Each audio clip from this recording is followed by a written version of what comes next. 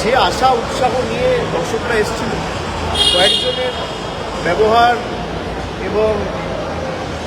আচার আচরণ বা আধিক্ষেতামি, আমি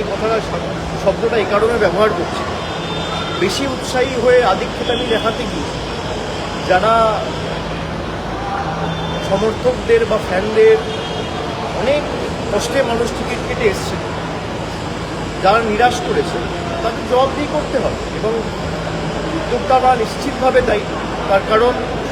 সেখানে যে অনুষ্ঠানগুলো হওয়ার কথা ছিল কোনোটাই হয়নি এবং নির্ধারিত বা নির্দিষ্ট সময়ের অনেক আগেই তিনি এয়ারপোর্টে ফিরে অন্য রাজ্যের উদ্দেশ্যে রওনা দিয়েছেন। তা নিশ্চিতভাবে যারা পুজোয় নতুন জামা কাপড় না কিনে মাসের পর মাস টাকা জমিয়ে কেউ 10,000, কেউ 8,000, কেউ 12,000, কেউ 15,000 টাকার টিকিট দিয়ে এক ঝলক মেসিকে দেখবে বলে এসেছিল, তাদের হতাশ হওয়ার কারণ রয়েছে এবং এটা যথার্থ।